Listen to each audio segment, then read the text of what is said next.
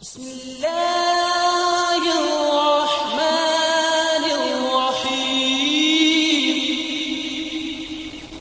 شروع اللہ کے نام سے جو بڑا مہربان نہایت رحم والا ہے۔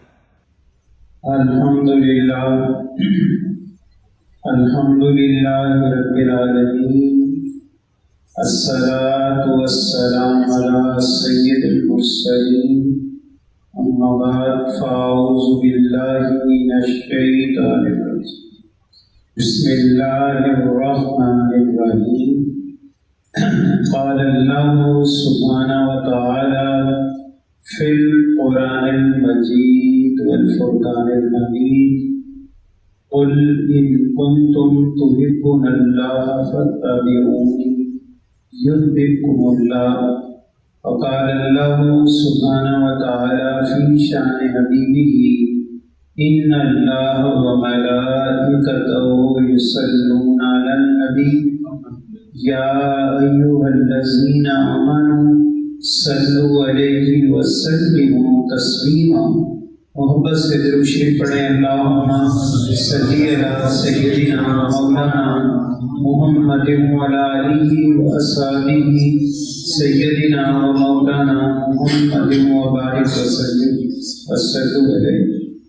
انتہائی پیارے دوستو، عزیزو، اللہ رب العزت کا ہم پر بہت بڑا احسان اس پاک ذات نے ایک مرتبہ پھر ہمیں اس علمی روحانی فکری نشست میں بیٹھنے کی توفیق بخشی ہے۔ دعا ہے رب العزت سے کہ اللہ رب کریم ہم سب کا بیٹھنا قبول و منظور فرمائے، اور یہ چند گھڑیاں جو علم دین کے حصول کے مقصد کی خاطر ہم گزاریں گے، اللہ تعالیٰ اس میں علم دین سیکھنے سمجھنے کی اور اس دین کو آگے پہنچانے کی بھی توفیق نصیب فرمائے۔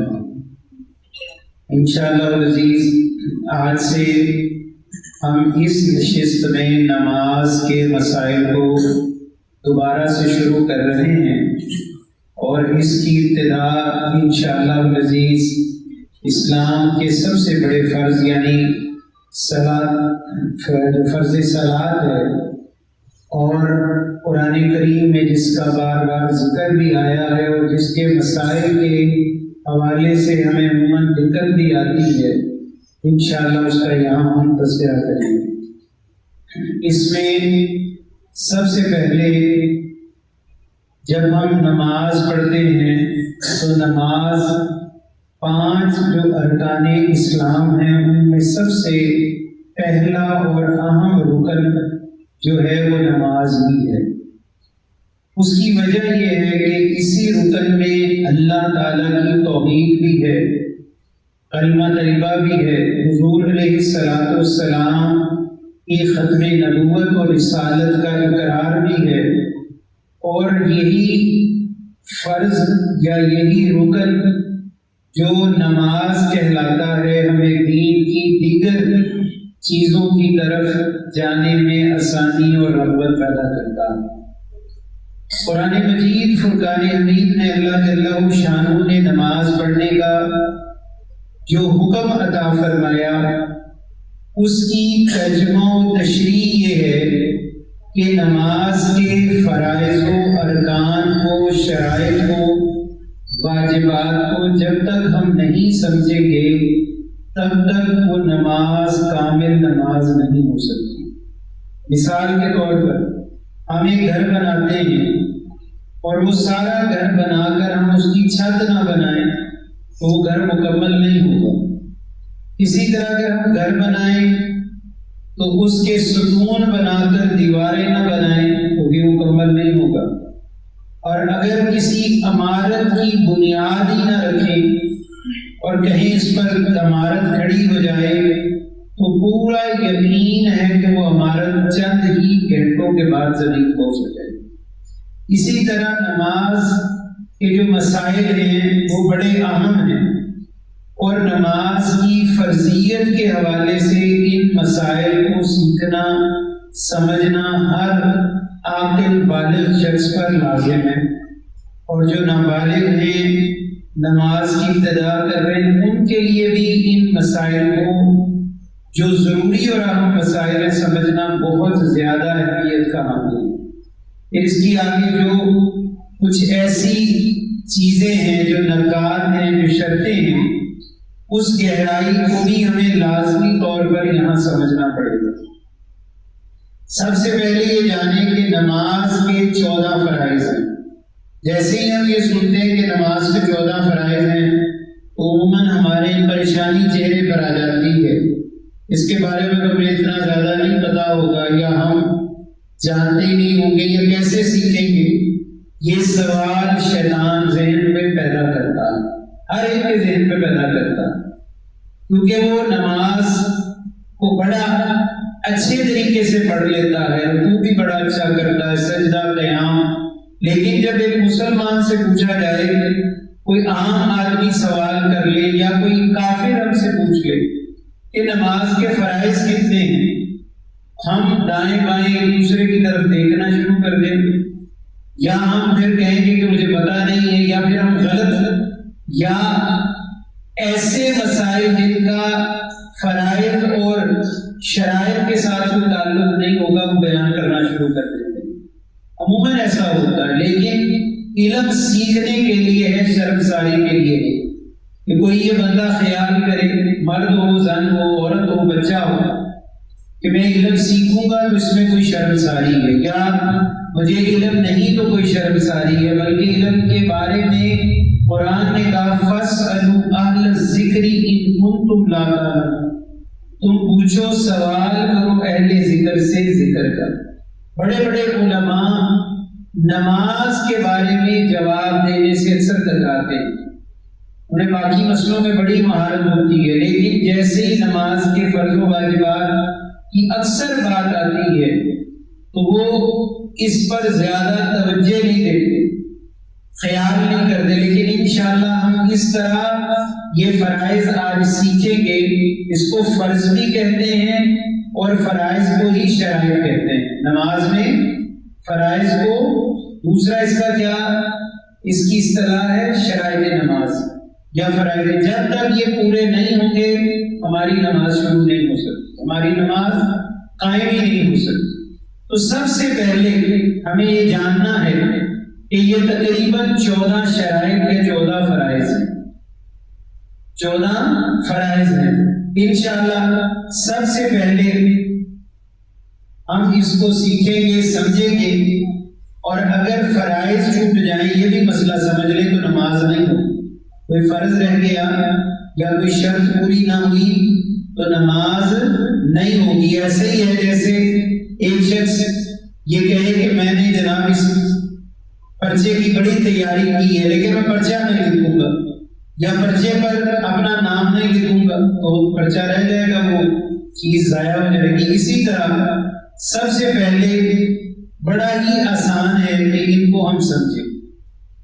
پہلا چیز ہے نماز کی شرط میں کہ دل سے نماز کی نیت کرنا، دل سے نماز کی نیت کرنا، زبان سے نیت کرنا احناف یعنی ہم فقہ حنفی والوں کے لیے نہ فرض ہے، نہ واجب ہے، نہ سنت ہے۔ ہاں مباح ہے، کر لے، منع نہیں ہے، نہ اس کے اوپر کوئی مسئلہ ہے۔ جیسے ہم عموماً دیکھتے ہیں کہ کئی لوگ یہ کہتے ہیں کہ 2 رکعت نماز صلاۃ الفجر پیچھے امام کے، اللہ اکبر، ایسا کہتے ہیں نا۔ اس کی احناف کے نزدیک کوئی ضرورت نہیں، صرف دل سے، یعنی جب آپ گھر سے چلے مسجد میں داخل ہو گئے یا گھر میں بھی ہیں یا کہیں پر بھی نماز پڑھ رہے ہیں تو فقط دل کی نیت کرنا کافی ہوگا، دل کی نیت کافی ہوگی۔ اگر یہ نہیں ہے، ہمیں پتہ ہی نہیں کہ کون سی نماز پڑھ رہے ہیں، مثلاً 4 فرض عصر کے ہیں اور 4 ہی ظہر کے ہیں، 4 ہی عشاء کے ہیں، تو کیسے فیصلہ ہوگا کہ عشاء کی نماز کون سی ہے، ظہر کی نماز کون سی ہے، عصر کی نماز کون سی، جب تک کہ ہم اس کی نیت نہیں کر لیتے۔ نیت تو سب سے پہلے فرض کیا ہے، دل سے نماز کے لیے نیت کرنا، یہ فرض پورا ہو گیا، کوئی مشکل کام نہیں، ظاہری بات ہے، ہمیشہ پڑھی ہے، ہمیشہ کی نیت کی ہے۔ پھر دوسرا ہے بدن کا پاک، یعنی آپ کا جسم پاک ہونا چاہیے، نجاست ظاہریہ بالکل نہ ہو، اسی طرح نجاست خفیفہ بالکل نہ ہو، اور جسم ہر نجاست و غلاظت سے پاک ہونا چاہیے. ٹھیک ہے، اب بدن پاک ہو گیا تو بدن کے ساتھ دوسری چیز بدن کے اوپر کپڑے، جو ہم نے لباس پہنا ہے، یہ 2 فرض پورے ہو گئے، نیت کی، بدن کو پاک کیا، اور تیسرا ہے لباس کا پاک ہونا. لباس کا پاک ہونا، اگر لباس پاک نہیں، اس پر گندگی ہے، چھینٹیں ہیں، یا ایسی گندگی ہے جو نظر نہیں آ رہی لیکن ہمیں پتا ہے وہ منی ہے، وہ احتلام ہے، یا وہ کوئی پیشاب یا پخانے کا اس پر اتنا بڑا داغ اور نشان لگا ہوا ہے کہ وہ کسی اور کو پتا نہیں، ہمیں پتا ہے، تو وہ لباس پاک نہیں ہوگا. وہ لباس پاک نہیں ہوگا جب تک کہ ہم اس کو دھو کر پاک نہ کر لیں. گندگی کے چھینٹے ہیں، خون ہے، اس طرح بے شمار چیزیں. تو یہ نجاست سے پاک ہونا کپڑوں کا، یہ تیسری شرط ہے، یہ تیسرا فرض ہے. اور چوتھا ہے جگہ کا پاک ہونا. جہاں ہم نماز پڑھ رہے ہیں، ظاہری بات ہے اگر وہ مسجد ہے تو بھی، گھر ہے تو بھی، پہاڑ ہے، کہیں ہم دریا کے کنارے پڑھ رہے ہیں، کہیں ہم زمین کے کسی ٹکڑے پر پڑھ رہے ہیں، سمندر کے قریب پڑھ رہے ہیں، ہم ریت پہ پڑھ رہے ہیں، یا ہم کسی سواری پر نماز پڑھ رہے ہیں، تو جگہ کا پاک ہونا بے حد ضروری ہے. جگہ کا پاک ہونا، بولے نا، جگہ کا پاک ہونا ضروری ہے. ہم نے پہلے 4 باتیں پڑھ لی، 4 فرض ہم سیکھ چکے ہیں الحمدللہ. پہلا کیا تھا؟ نیت کا ہونا، نماز کی نیت کا ہونا. دوسرا کیا تھا؟ جسم کا پاک ہونا. پھر تھا کپڑوں کا پاک ہونا. تیسرا کیا تھا؟ کپڑوں کا پاک ہونا. اور چوتھا کیا تھا؟ جگہ کا پاک ہونا. تو ہم نے 4 فرض سیکھ لی الحمدللہ. اب ہم اس کے عالم بن گئے، ہم کسی کو بھی سمجھا سکتے ہیں. پھر اس کے بعد تھا جس جگہ ہم نماز پڑھ رہے ہیں وہ جگہ پاک ہو گئی ہے، تو اب اس کے بعد سب سے ضروری چیز یہ ہے کہ نماز کا وقت ہونا. نماز کا وقت کا ہونا. یہ نہیں ہے کہ ہم فجر کی نماز عشاء پہ پڑھ رہے ہیں اور عشاء کی نیت کر رہے ہیں تو ٹائم ظہر کا، ایسا نہیں ہو سکتا. تو جس نماز کی فرضیت ہے اس کا وقت ہونا ضروری ہے، سوائے قضا نماز. اور اگر قضا نماز بھی ہے تو اس کی بھی نیت کرنی پڑے گی. اس کی بھی نیت کے یہ نماز کی قضا، یہ اگر ظہر کی ہے، فجر کی ہے، مغرب کی ہے، کسی بھی نماز کی قضا ہے تو وہ قضا ادا کریں. لیکن 5واں فرض کیا تھا؟ کہ نماز کا وقت ہونا. اور اس کے بعد یا اس سے پہلے لگا لیں کہ سطر کا چھپا ہونا. مرد کا سطر کیا ہے؟ ناف سے گھٹنوں تک لباس جو ہے وہ مرد کا سطر ہے. ٹھیک ہے، اس کے اوپر اگر خالی جگہ ہے جیسے احرام میں ہوتا ہے، احرام کے اندر ہم دیکھتے ہیں اوپر کی جگہ خالی ہوتی، سینہ کھلا ہوتا ہے، بازو کھلے ہوتے ہیں. تو مرد کے لیے سطر کی حد یہ ہے کہ ناف سے لے کر گھٹنوں تک اتنا حصہ چھپانا. اور اگر ناف تھوڑی سی بھی اس میں نظر آ جائے تو مسئلہ نہیں ہے، لیکن اس سے زیادہ نیچے نہ جائے کہ بندہ پھر اپنی سطر یعنی شرمگاہ کے قریب چلا جائے، تو یہ مکمل مکروہ ہے، حرام ہے. تو مرد کا سطر کیا ہے؟ یہ بھی شرط ہے، چھٹی شرط ہے کہ نماز کے لیے مرد ناف سے لے کر گھٹنوں تک. اور عورت کا سطر کتنا کو بتائے گا؟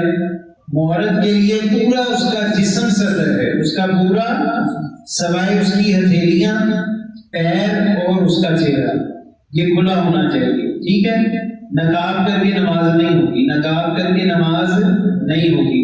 چہرہ کھلا ہو، ہاتھ کھلے ہوں اور پیر، یہ عورت. اس کے علاوہ سر سے پیر تک عورت کا نماز میں جسم سطر ہے، نماز میں جسم سطر ہے. اسی طرح مرد کے لیے پھر میں دوبارہ سمجھا رہا ہوں کہ اس کا سطر ناف سے گھٹنوں تک ہے. یہ ویسے ہی حد ایک مقرر ہے، یہ نہیں کہ صرف نماز کے لیے. ویسے مرد کا سطر نماز کے علاوہ بھی کتنا ہے کہ ناف سے گھٹنوں تک کوئی جگہ نظر نہ آئے، اگر آئے گی تو وہ ننگا ہے، وہ ننگوں میں شمار ہوگا۔ جیسے ہمارے یہاں عمومی طور پر کئی لوگ نکرے پہن لیتے ہیں جس سے گھٹنے نظر آتے ہیں، ان کو رو کر سمجھایا جائے کہ تم ننگے ہو۔ شریعت کے اعتبار سے یہ عمل حرام ہے، اور ایسا لباس پہننا کہ جس سے گھٹنے ننگے ہونے شروع ہو جائیں یا ننگے ہونے کا ڈر ہو، یا ایسا لباس کہ جس سے مرد کا صدر کھلنے کا ڈر ہو، اس کے لیے مکروہ ہے، وہ اس کے لیے مکروہ ہے۔ اگر کوئی جان بوجھ کر پہننا تو حرام ہے، جان بوجھ کر یہ کر رہا ہے تو وہ حرام عمل کر رہا ہے، کیونکہ جو چیز آپ کو کراہت بار بار کراہت کی طرف لے جاتی ہے تو وہ ایک ٹائم پر آ کے حرام کی طرف چلے جاتی ہے۔ اسی طرح اب یہ جو سات یہ شرائط ہم نے یاد کر لی، اس کو ہم دوبارہ، اور پھر آخری ہے قبلے کی طرف منہ کا ہونا، قبلے کی طرف منہ کا ہونا، یعنی جب تک استقبال قبلہ یعنی قبلہ آپ کے سامنے نہیں ہوگا آپ کی نماز نہیں ہوگی۔ ہم جتنا مرضی منہ ادھر ادھر کر کے نمازیں پڑھتے رہے، جب تک قبلہ کس کو کہتے ہیں؟ کوئی بچہ بتائے گا بچوں میں سے قبلہ کس کو کہتے ہیں؟ شاباش، خانہ کعبہ ہمارا کیا ہے؟ قبلہ ہے۔ ہمارا قبلہ کیا ہے؟ خانہ کعبہ۔ اچھا، خانہ کعبہ سے پہلے قبلہ کون سا ہوتا تھا؟ شاباش، پہلے جو مسلمانوں کا قبلہ تھا وہ کون سا تھا؟ قبلہ اول بیت المقدس تھا، یروشلم فلسطین میں، یروشلم بیت المقدس ہمارا قبلہ تھا۔ اور جب نبی کریم صلی اللہ علیہ وسلم ہجرت فرما کے مدینہ طیبہ گئے تو اللہ تعالیٰ نے مسلمانوں کا قبلہ حضور علیہ السلام کی چاہت اور تمنا کی وجہ سے بدل دیا۔ حضور چاہتے تھے کہ قبلہ خانہ کعبہ ہو جائے۔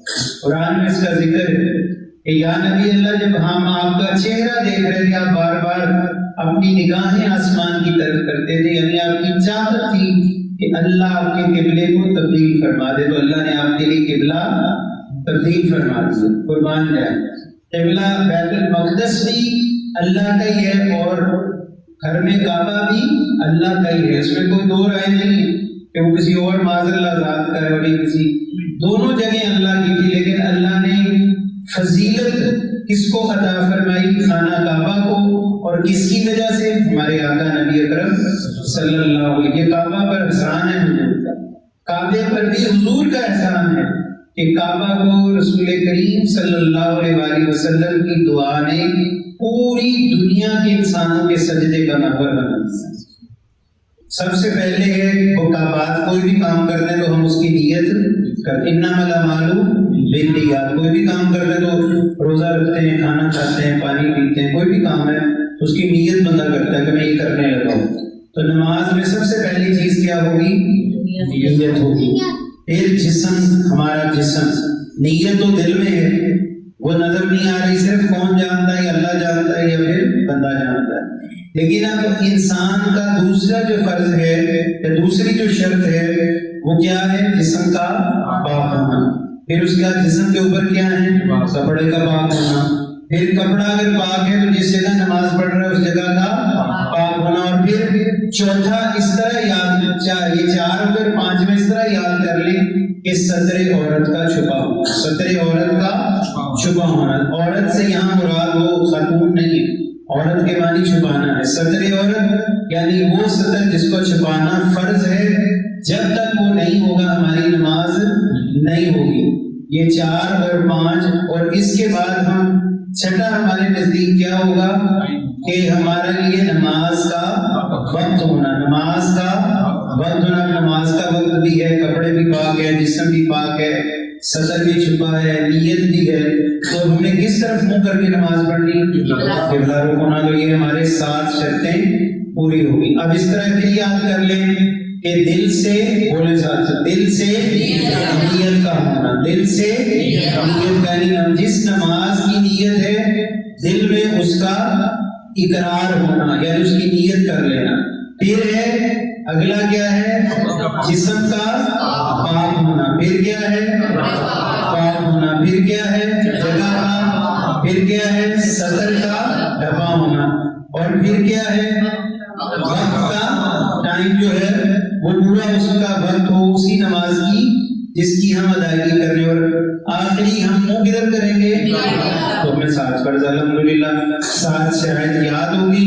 اب ان 7 شرائط کے ساتھ ساتھ ہم آج ہی انشاءاللہ 7 فرض بھی یاد کر لیں گے. بہت آسان ہے، بے حد آسان ہے، تاکہ یہ 14 چیزیں پوری ہو جائیں اور پھر ہم آسانی کے ساتھ جو ہیں وہ کسی کو اس کی تعلیم دے سکیں. اب دیکھیں نماز کے اندر ایک بچے ادھر آگے بیٹھے، آپ ادھر آگے ایک بچہ ادھر آگے. نماز میں جو پہلا عمل ہم کرتے ہیں وہ کیا ہے؟ ادھر منہ کرو، ادھر منہ کرو. نماز میں پہلا عمل کیا کرتے ہیں جب نماز میں داخل ہوتے ہیں؟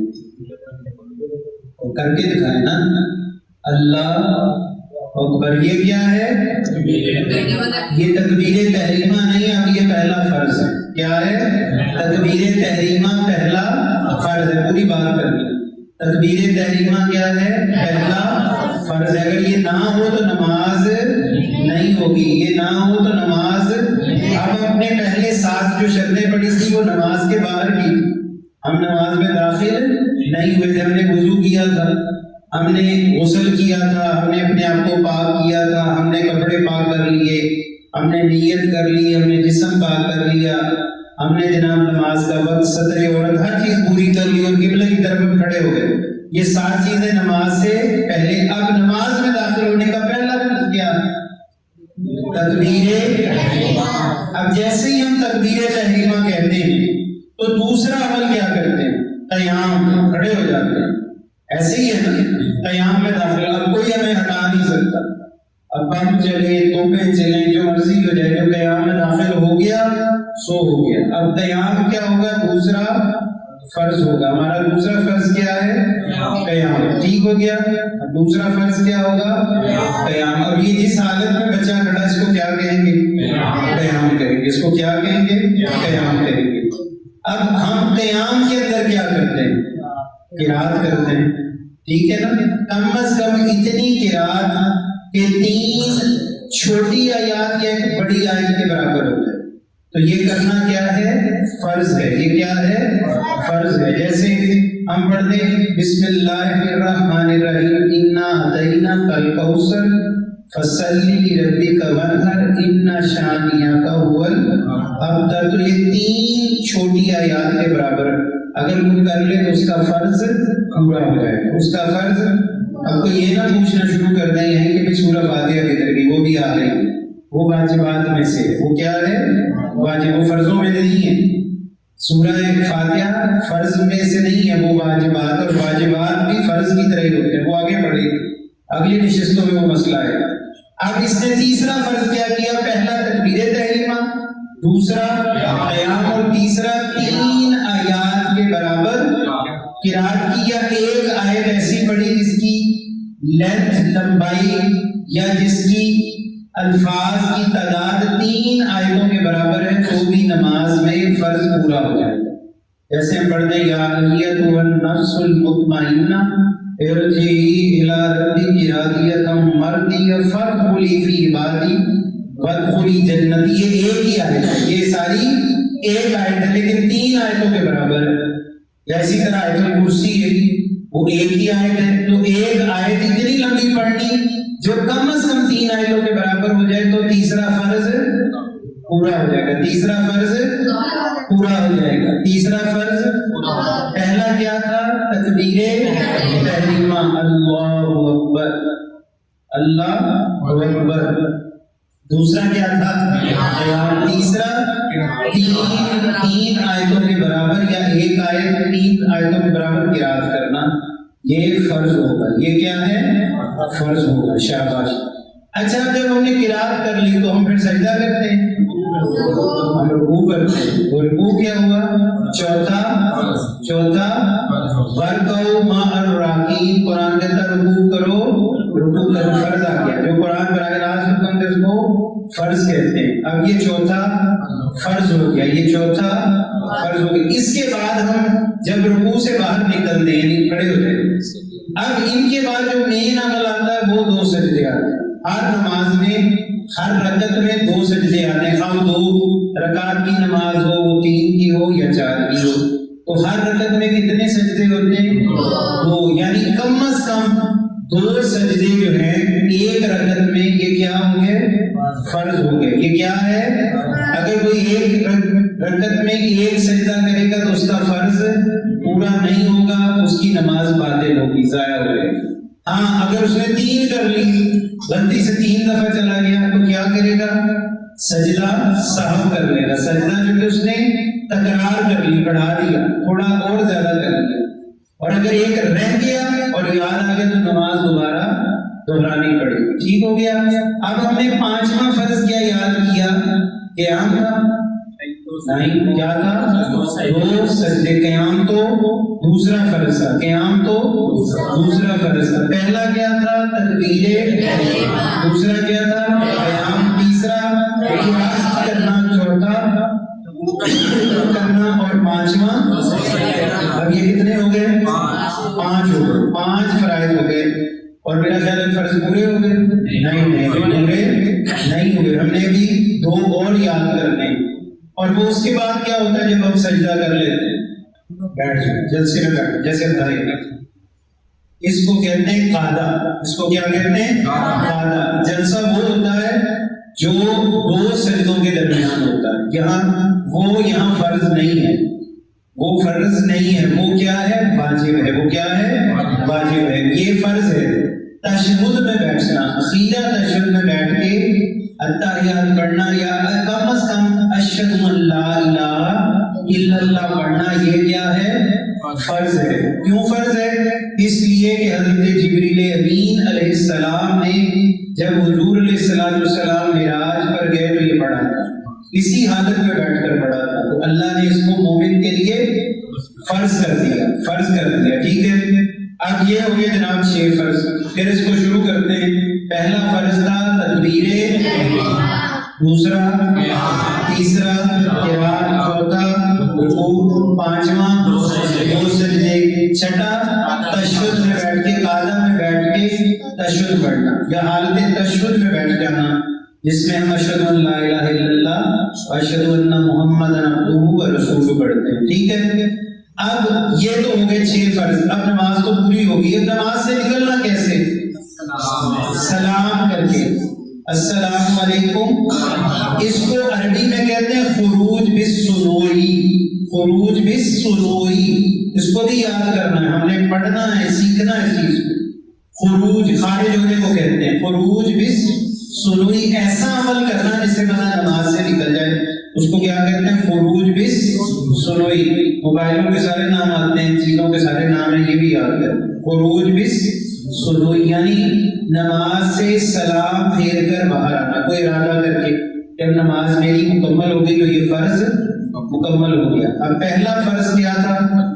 تکبیر تحریمہ، دوسرا، تیسرا، چوتھا، 5واں اور چھٹا قعدہ میں بیٹھ کر تشہد کی حالت میں تشہد کی مقدار بیٹھنا، یہ پڑھنا، اور 7واں کیا تھا؟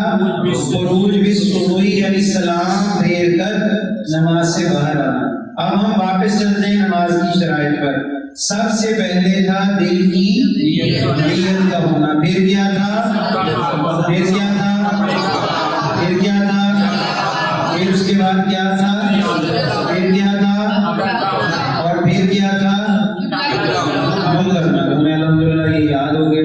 ہم اب ہم سے کوئی بھی شخص پوچھ لے الحمدللہ ہم اس کو بڑے آرام سے بتا سکتے ہیں کہ بھائی 7 شرائط اور 7 فرائض، یعنی شرائط اور فرائض جن کی تعداد 14 ہے، ہمیں اللہ کے فضل سے آتی ہے، میں آپ کو سکھاتا ہوں اور آپ پھر مجھے سناؤ۔ یعنی یہ نہیں کہ کسی کہنا کہ تو مجھے سنا، تجھے آتی نہیں فلاں، ایسا نہیں، بلکہ اس کو کہنا کہ بھائی تجھے اگر آتی ہو تو مجھے سنا، اگر نہیں آتی تو میں تجھے سناؤں گا، تاکہ اللہ ہمیں دونوں کو یاد کرنے کی توفیق عطا فرمائے۔ اچھا، جب ہم اس حالت میں نماز پڑھیں گے تو آپ غور کریں کہ نماز میں کوئی غلطی رہے گی؟ کوئی غلطی نہیں انشاءاللہ رہے گی۔ اگر ہو جائے تو سجدہ صاحب کر کے وہ غلطی پوری ہو جائے گی، اور پورے دماغ کا جو فوکس ہے وہ کدھر ہوگا؟ نماز میں ہوگا۔ ٹھیک ہے نا؟ کہ جیسے ہی ہم مسجد میں یا گھر میں داخل کہیں بھی ہو کر نماز پڑھنے لگیں گے تو سب سے پہلے کیا کریں گے؟ نیت کریں گے۔ پھر کیا کریں گے؟ جسم کو پاک رکھیں گے۔ کپڑوں کو پاک رکھیں گے, جگہ کو پاک رکھیں گے, صدر کو مکمل کریں گے, ڈھانپ کر رکھیں گے. اس کے بعد ہم کیا کریں گے, نماز کا وقت ہم دیکھ لیں گے کہ نماز کا کس نماز کا وقت ہے, اس کو ادا کریں گے اور کس طرح منہ کر کے نماز پڑھیں گے. پھر جب ہم نماز میں داخل ہوں گے تو کیا کہیں گے, تکبیر تحریمہ, اور پھر ہم قیام میں چلے جائیں گے. پھر ہم قیام کی حالت میں 3 آیات چھوٹی کے مقدار کیا کریں گے, قرات کریں گے. پھر کیا کریں گے, رکوع کریں گے. پھر 2 سجدے کریں گے. پھر ہم تشہد میں بیٹھ جائیں گے اور پھر اس کے بعد خروج بالسلوئی, یعنی اللہ تعالیٰ نے جو نماز سے نکلنے کا طریقہ مومن کو عطا فرمایا اس کو استعمال کرتے ہم نماز سے باہر نکل جائیں. تو انشاءاللہ اگلی دفعہ ہر دوست کو یہ لازماً یاد کرنا چاہیے. سمجھ آ گئی. یہ کتاب گھروں میں رکھ لیں. اگر یہاں یہ کتاب اویلیبل نہیں ہے تو نیٹ پر بھی یہ ساری چیزیں موجود ہوتی ہیں. لکھیں نماز کی شرائط اور نماز کے فرائض.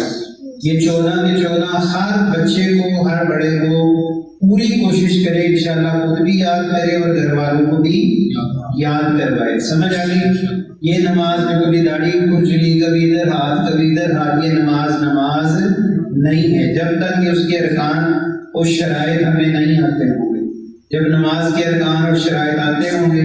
ایک شخص سے میں نے ایک دفعہ کراچی میں ایک بات سنی تھی, انہوں نے بڑی خوبصورت بات کی تھی. انہوں نے کہا دین کے بڑے بڑے مسئلے اس شخص کو اس وقت تک نہیں آتے جب تک اس کے نماز کے مسئلے درست نہیں. اس کو اگر نماز کے مسائل درست نہیں ہیں اس کو دین بھی اللہ تعالیٰ اس میں سبقت نہیں دیتا. تو پھر ایک دفعہ دوہرا لیتے ہیں, کوئی حرج والی بات نہیں ہے. سب سے پہلے دل کا نیت کرنا, دل سے نیت کرنا. پھر کیا تھا, جسم کا پاک ہونا, کپڑوں کا پاک ہونا, جگہ کا پاک ہونا, صدر عورت کا ڈھانپنا, وقت کا ہونا اور ساتواں. پھر اس کے بعد فرائض کیا تھے, تحریمہ, 3 رکعتیں پڑھنا, رکوع کرنا اور 2 سجدے کرنا, تہجد میں بیٹھنا اور 7واں سلام پھیر کر خروج بالسلوئی, سلام پھیر کر نماز سے باہر آنا. یہ ہمارے فرائض مکمل ہو گئے الحمدللہ. اس کے بعد اب 14 ہی واجبات ہیں, وہ اگلی دفعہ پڑھیں گے. 14 یہ 14 ہو تو انشاءاللہ دنیا میں کوئی طاقت آپ کو نہیں ہرا سکتی. دنیا میں آپ کو کوئی مسئلہ پوچھے تو آپ اس کا فوراً جواب دیں گے, ہاں بھائی یہ غلطی ہے, اس کی اصلاح کی جائے, اور یہاں غلطی نہیں ہے. تو انشاءاللہ اتنے ازبر ہو کہ سوتے جاگتے اس کو ہم نے یاد کرنا. اگلی دفعہ ہم پوری کوشش کریں گے. شبیر ہے اس کو لکھ کر چھوٹے کاغذ پر اس کی فوٹو کاپیاں دے دیں سب دوستوں, یعنی دوست اس کو اپنی ڈائری میں لکھ لیں اور پھر اس کو یاد کرتے رہیں, لیمینیٹ کروا لیں. جہاں ٹائم ملے بیٹھ کے یاد کر لیا, اگلا سبق پھر شروع کر لیں. کام کر رہے کام میں 10 منٹ ملے پھر نکالا, اپنا سبق جو ہے وہ یاد کرتے رہے. یہ نماز میں بھی لکھے ہوتے ہیں, یہ چھوٹی نماز لے لیں وہ سب سے اچھا ہے. اگر ہم نماز لے لیں تو اس میں بھی لکھا ہوتا ہے, وہ نمازیں بھی لا دیں گے آپ کو. تو ہر نماز میں فرائض اور شرائط جو ہے وہ لکھی ہوتی ہے. انشاءاللہ اس کے حوالے سے اب کوئی اور سوال ہو تو بس اسی کے حوالے سے. مسائل میں نہیں جانا, مسائل میں جائیں گے تو بھول جائیں گے. تو پھر آگے واجبات ہیں, جب واجبات مکمل کر لیں گے تو پھر مسائل انشاءاللہ ڈسکس کریں گے. اس حوالے سے کوئی دوست سوال کرنا چاہتے ہیں. ہاں یہ اہم سوال ہے کہ اس طرح کے جیسے اس کپڑے کے بارے میں ہے کہ بھی کپڑا پاک ہے یا نہیں ہے. تو یہ ایسا کپڑا جیسے ہماری ایک موٹی چادر ہے, یہ مسئلہ بڑا اہم ہے. یا جائے نماز, جائے نماز کہیں بچھایا, جائے نماز کے نیچے گندگی لگ گئی, جائے نماز کے نیچے گندگی لگے, میٹ لگ گئی, کوئی چھپکلی, کوئی کیڑا مکوڑا, کوئی گندگی نجاست لگ گئی, لیکن جو جائے نماز کا اوپری حصہ ہے اس تک وہ گندگی نہیں پہنچی تو نماز جائز. تو نماز جائز ہے. صف کا نیچے سے پاک ہونا, کارپٹ کا نیچے سے پاک ہونا یہ شرط نہیں ہے. یہ شرط اس کا اوپر سے پاک ہونا. شاید اگر بظاہر کوئی گندگی لگی نظر نہیں آ رہی, کوئی اس کے اندر بو ایسی جو ناپاک چیز کی وہ نہیں آ رہی, تو اس پر نماز پڑھنا جائز ہوگا, اس پر نماز پڑھنا جائز ہوگا. اب اس کا ایک اور بھی حل شرعی ہے کہ آپ کسی بھی جگہ پہ جاتے ہیں تو ہمارے پاس دستار ہے, الحمدللہ ایسے ہی ہے, دستار ہوتی ہے. ایسی حالت میں جہاں اور کوئی چیز نہ ملے تو اپنی دستار بچھا کر بھی نماز پڑھی جا سکتی ہے. اس کا یہ بھی فائدہ ہے، یعنی اب چونکہ شرط پوری کرنی ہے تو سنت کو چھوڑ کر آپ یہ نہیں ہو سکتا کہ سنت رکھیں اور فرض چھوڑ دیں یا اس شرط کو پورا ہی نہ کریں. تو آپ اپنی دستار کو نیچے بچھا کر نماز پڑھ سکتے ہیں. ٹھیک ہے، آپ کے پاس ٹوپی اس کا قائم مقام ہے، اب یہ مجبوری کی حالت میں ہے تو ایسی جگہ پر بھی نماز جائز ہے. لیکن گھاس ہے، صاف نظر آ رہی، نماز پڑھی جا سکتی ہے. مٹی ہے، ریت ہے، نماز پڑھی جا سکتی ہے. کوئی صحابہ کرام رضوان اللہ علیہ مجمعین نے صحراؤں میں ایسی نماز پڑھی، ان کے پاس کپڑے ہی نہیں تھے، اس وقت تو جائے نماز کا تصور ہی نہیں تھا، یا پھر اس طرح کے نخرے نہیں تھے جیسے آج ہمارے نخرے ہیں کہ جناب یہ ہو وہ ہو. صرف صاف ہونا جگہ کا یہ، اور صفائی سے مراد اتنا اس پر کوئی غلاظت یا نجاست نہ ہو، اور اگر ہے تو اس کو بھرے کر دیں. جیسے پہلے اس کے اوپر کوئی پیشاب تھا، پخانہ تھا، گندگی تھی، کسی نے اس کو صاف کر دیا، جگہ ہٹا کے صاف کر دی تو بھی نماز پڑھنا جائز ہوگا، نماز ہو جائے گی. سمجھیں، ایسی کشتی ہے، ایسی ریلوے اسٹیشن ہے، ایسے ہی ریل گاڑی کی سیٹ ہے، بس کی سیٹ ہے، تو جس جگہ پر صفائی ہے، کوئی ایسی گندگی، وہاں نماز ہو سکتی ہے. ٹھیک ہے، اور اگر ہے تو پھر وہاں نماز نہیں ہوگی، شرط پوری نہیں تو نماز نہیں ہو سکتی. جی، اور کوئی سوال؟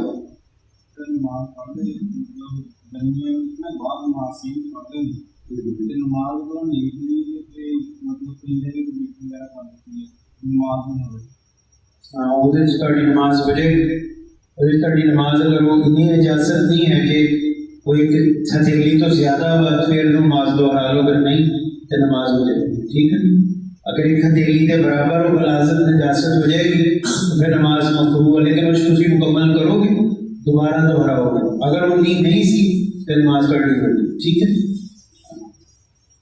اچھا سوال ہے. انشاءاللہ یہ نجاست غلیظ، خفیفہ اور غلیظہ یہ مسئلے آنے جو انشاءاللہ یاد کرنا. ٹھیک ہو گیا؟ چلیے درود شریف پڑھیں.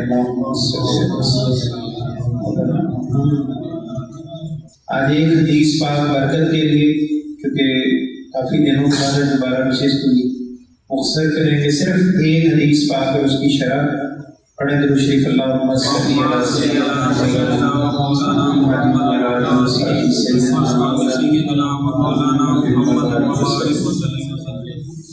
نبی کریم صلی اللہ علیہ وسلم کے پاس ایک شخص حاضر ہوا. ایک صحابی رسول حاضر ہوئے. عرض کی یا رسول اللہ صلی اللہ علیہ وسلم، مجھے زندگی گزارنے کے بہترین اصول عطا فرمائیں، مجھے زندگی گزارنے کے بہترین طریقے عطا فرمائیں کہ میں ایسی زندگی گزاروں جس سے اللہ تعالیٰ بھی اور اللہ کے نبی صلی اللہ علیہ وسلم مجھ سے راضی ہو. بہترین زندگی یہی ہے نا، جس سے اللہ اور اللہ کا نبی ہم پر راضی ہو جائے. اللہ کے نبی کی شان پر قربان، آپ نے صرف 3 نکات بیان کر کے زمین اور آسمان میں جتنا علم ہے اس کو ایک موضوع میں بند کر 3 نکات سے حضور نے بیان فرمایا جالس الکبراء، جالس الکبراء، پھر فرمایا وسائل العلماء، اور پھر فرمایا وخالد الحکماء. پہلی بات فرمائی وجالس الکبراء، اے مجھ سے سوال کرنے والے جب بھی بیٹھا کر اپنی عمر سے بڑے لوگوں میں بیٹھا کر، اپنی عمر سے بڑے لوگوں میں بیٹھا کر. اللہ کے نبی علیہ السلام کی اس حدیث کی شرح عرض کر رہا ہوں کہ نبی کریم صلی اللہ علیہ وسلم فرماتے ہیں کہ جب تم اپنے سے بڑے کے پاس بیٹھو، بڑے سے مراد یہ نہیں مالدار دولت مند، بڑے سے مراد یہ ہے کہ جس کو اللہ تبارک و تعالیٰ نے عمر اور سمجھ کی بڑائی عطا فرمائی، جس کو اللہ نے عمر میں بھی اور اگر عمر بڑی نہیں تو سمجھ میں اللہ نے اس کو بڑائی عطا فرمائی. اگر اللہ کے نبی فرماتے تو ان کے پاس بیٹھا کرو گے جن کو اللہ تعالیٰ نے سمجھ بوجھ عطا فرمائی یا عمر میں تجربہ زیادہ عطا فرمایا تو تم دنیا میں کبھی ناکام نہیں ہو. جالس الکبراء یعنی ان کے پاس بیٹھو جن کو اللہ نے بڑا کر دیا، جن کو زیادہ عمر کا تجربہ عطا فرمایا، کسی بھی فن میں اللہ نے ان کو مہارت عطا فرمائی. پھر غور سے سنیں وسائل العلماء، حضور علیہ السلام نے فرمایا جب بھی سوال کرو تو علماء سے سوال کرو. راہ چلتے لوگوں سے سوال نہ کرو، دنیا میں کسی چیز کے بارے میں اگر علم چاہتے ہو تو میرے آقا صلی اللہ علیہ وسلم نے فرمایا وسائل العلماء، تم علماء سے بات چیت کرو، ان سے پوچھا کرو، وہ تمہیں وہ بتائیں گے جس کا بتانا تمہارے لیے خیر و برکت ہوگا۔ یعنی اہل علم سے پوچھو گے تو تمہاری بہترین رہنمائی کرے گے۔ ہم عموماً قبرستان میں جاتے ہیں، کوئی مر جائے تو ہم کہتے ہیں یہ کیا کر رہے ہو بھائی، یہ کس طرح دفن کر رہے ہو؟ کہتا ہم نے اپنے ابا جان سے سنا تھا، ہمارے خالو یہ کہا کرتے تھے، ہمارے تایا جی یہ کہتے تھے۔ تو حضور علیہ السلام نے یہ فرمایا یہ کوئی سند نہیں، بلکہ جب بھی کوئی سوال کرو علم کے حوالے سے، وہ کس سے کرو؟ علماء سے۔ وسائل العلماء یعنی علماء ربانیین تمہیں بتلائیں گے کہ اصل سوال کا جواب کیا ہے۔ ایسی بتوکی نہیں مار دیں گے، ڈینگ نہیں ماریں گے، بات کو ایسے بیان نہیں کریں گے، بلکہ قرآن اور حدیث کی روشنی میں تمہاری رہنمائی کریں گے۔ اور پھر فرمایا آخری بات وخالط الحکماء، اور تم حکماء کے پاس جن کو اللہ نے حکمت و دانائی بخشی ان کے پاس اکثر اپنی ملاقات رکھا۔ خالد سے مراد یہ ہے اختلاط یعنی ملنا، تم ان سے ملا کرو، ان کے پاس جایا کرو جن کو اللہ نے حکمت اور دانائی میں یکتائی عطا فرمائی۔ حضرت علی المرتضیٰ شیر خدا کرم اللہ وجہ الکریم فرماتے ہیں کہ جو شخص عورتوں کی صحبت میں رہے گا وہ ذلیل ہو جائے گا۔ جو عورتوں کی صحبت میں رہے گا وہ شخص کیا ہوگا؟ ذلیل ہوگا، اس کی کوئی رائے نہیں ہوگی، جہاں اس کو عورت جو کہے گی وہ کرے گا اور ذلیل ہو جائے گا۔ یہ حضرت علی کا قول ہے۔ پھر آپ فرماتے ہیں جو بچوں سے دوستی کرے گا، جیسے حضور علیہ السلام نے فرمایا جالس الکبراء یعنی اپنی عمر سے بڑے لوگوں کے پاس، جن کو سمجھ عقل اور اللہ نے دین کی بھی عقل دی، دنیا کی بھی عقل دی، بیٹھو گے تو حضرت علی فرماتے ہیں جو بچوں کی صحبت میں یعنی بڑا ہو کے چھوٹوں کے پاس بیٹھے گا ذلت اس کا مقدر ہوگی، رسوائی، کوئی نہ کوئی بہتان اس پر ضرور لگ جائے گا، کوئی نہ کوئی بہتان اس پر ضرور لگے گا۔ اور پھر آپ رضی اللہ تعالیٰ عنہ فرماتے کہ میں نے سنا کہ جو شخص اہل علم کے پاس بیٹھے گا اللہ اس کے دل میں وسعت قلبی پیدا کرے گا، اس کو دانائی بخشے گا، حکمت اللہ عطا کرے گا۔ اور پھر آپ نے فرمایا کہ جو شخص دنیا دار لوگوں کے پاس بیٹھے گا ان سے دوستی رکھے گا کہ شاید میرا کوئی داغ لگ جائے، مجھے کوئی فائدہ مل جائے، کہ مجھے بھی کوئی گر سکھا دے۔ فرمایا دنیا دار تمہیں دین سے غافل کر دے، دنیا دار تمہیں دین سے غافل کر کے چھوڑے گے۔ تو یہاں اللہ کے نبی علیہ السلام نے بات ہی ختم کر دی، فرمایا جالس الکبراء وسائل العلماء، بیٹھو بڑوں کے پاس اور سوال کرو اہل علم کے پاس، وخالط الحکماء اور ان کے پاس اکثر ملاقات رکھو، تعلق رکھو جن کے دل دماغ کو اللہ نے حکمت اور دانائی بخش دی ہے، وہ تم جب بھی ان کے پاس بیٹھو گے تمہیں حکمت کی بات ملے گی۔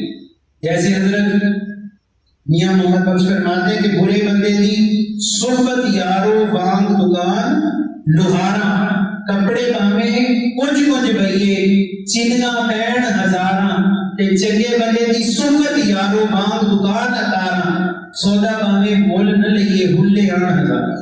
یعنی جب تم سارے بندے کے پاس جاؤ گے تو کچھ بھی نہ لے لے کر کچھ گھڑیے بیٹھ جاؤ، تمہیں اللہ تعالیٰ تمہیں بھی ایسے ہی مشکبار کر دے گا، خوشبودار کر دے گا جیسے عطار کی دکان، عطر والے کی دکان میں عطر کی خوشبوئیں آتی ہیں، تو لے نہ لے جب باہر نکلے گا تو بندہ کہے گا یار تو کسی عطار کی دکان سے آیا، تو کسی خوشبو بیچنے والے کے پاس سے ہو کے آیا ہے، تو چوری چھپ نہیں سکتی۔